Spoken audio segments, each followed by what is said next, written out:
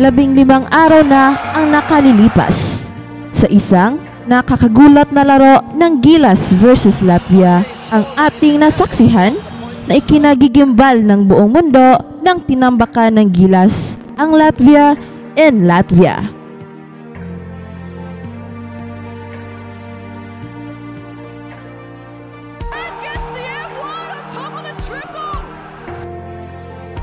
Isang koponan ang binuo ni Coach Tim Cone, composed of 11 players, ang nagpuntang Riga with the hope of qualifying for the Paris Olympics through the Olympic qualifying tournament. Right here. This is the really, really difficult part. That I don't even want to talk about it, but it needs to be talked about. Nagpunta ang Gilas sa Riga, Latvia, not as tourists. Nagpunta ang Gilas to win the tournament. If we don't get this game tomorrow, we can't bring it to the next game. For decades, hindi na nananalo ang Gilas against European teams. At ang daming mga bashers na naglalabasan noong pinalabas ni Coach Tim Cone ang final lineup na kulang ng isang player. But never is it more true in this kind of situation. Pero something special with this team. Parang destiny ng Gilas ang magiging successful.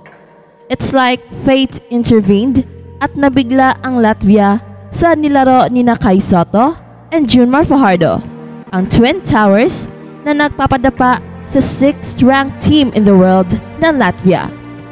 Kulang-kulang man ang team dahil sa injury, but realized quickly against Latvians how dominant is our big man.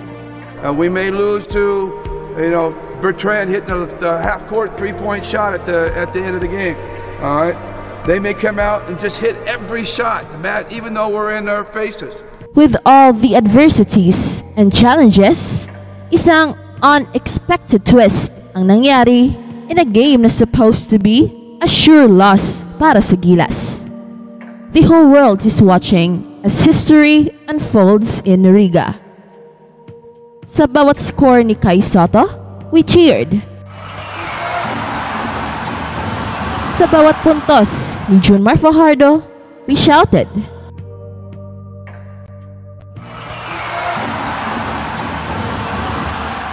Sa bawat 3-point shots na pamatay sunog ni Justin Brownlee, we screamed.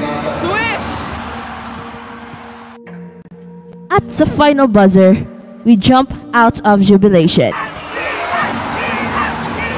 Ito na siguro ang pinakamalaking panalo ng Gilas sa international arena. After the Latvia game, tumaas tuloy ang expectations ng lahat. So be mindful of that, fellas. Keep that in your mind.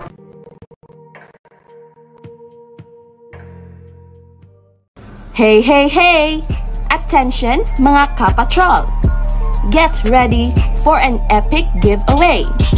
Once Express Info hits 150k subscribers, one lucky winner will win the incredible Oppo Reno 11F 5G smartphone. Here's how to join. Step 1. Subscribe to Express Info right now. Step 2. Like this video. Then step 3. Comment anything good and positive about our idol Kai Sotto. Super easy. Just subscribe, like, and comment. At balitang NBA naman. Matapos itapon ng Los Angeles Clippers, inaasahan na lilipat ang veteranong point guard na si Russell Westbrook sa Denver Nuggets. Once Russell Westbrook clears waivers, the expectation is that he'll sign the Denver Nuggets as a free agent. Yan ay ayon kay Adrian Wojnarowski ng ESPN. Itinapon ng Los Angeles Clippers sa Westbrook sa Utah Jazz, ngunit inaasahan din na pakakawalan ng Jazz ang veteranong point guard. At magiging kakampi ni Westbrook sa Denver Nuggets, sina Nikola Jokic at Jamal Murray. Denver Nuggets, nasungkit sa Russell Westbrook. At biyaheng Denver na si Russell Westbrook ayon sa ulat ni Adrian Wojnarowski. Bago samahan sa Nikola Jokic sa Nuggets, may pit stop muna sa Westbrook sa Utah. Unang nakipagkasundo ang Los Angeles Clippers sa Jazz para sa sign and trade kay Westbrook. Inaasahang babayaran na ng Utah ang natitira pa sa kontrata ng 2017 MVP bago i-waive ito. Dito pa lang makakatalon sa Denver ang 35-year-old na guard na naging off the bench madalas nitong nakaraang season sa Los Angeles Clippers dahil sa pagdating ni James Harden. Nakuha rin ng Utah ang 2030 second round pick at ang draft rights kay center Balsa Koprivica, ang 57th pick noong 2021 NBA draft at $4.3 million cash.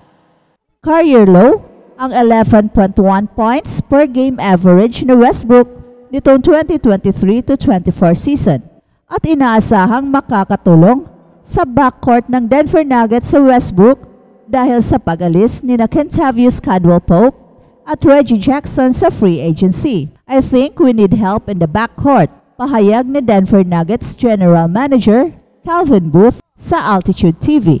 Mula Utah, nakuha ng Clippers si guard Chris Dunn, bahagi ng sign and trade deal. Nagkasundo ang Los Angeles Clippers at si Chris Dunn sa 3-year $17 million contract. Non-guaranteed ang third year, ayon sa sources. Habang si Chris Middleton, sasalang agad sa Milwaukee Bucks. Inaasahang makakapaglaro na si Chris Middleton sa umpisa ng 2024-25 NBA season. Nagre-recover ang tandem ni Giannis Antetokounmpo sa Milwaukee Bucks mula sa arthroscopic surgery sa magkabilang paa.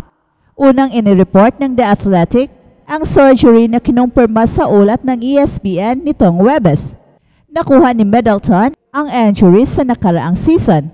Inabot ng left ankle sprain ang forward noong February 6 sa laro nito kontra Phoenix Suns nang matapakan ang paa ni Kevin Durant. Nawala si Chris Middleton sa sumunod na 16 games ng Milwaukee Bucks. Tinawag niya noon ang inabot bilang worst ankle sprain ng kanyang career at hindi na nawala sa mga natitira pang laro ng season kaya pinaoperahan agad niya ang kanyang paa nang matapos ang season ng Milwaukee Bucks noong May.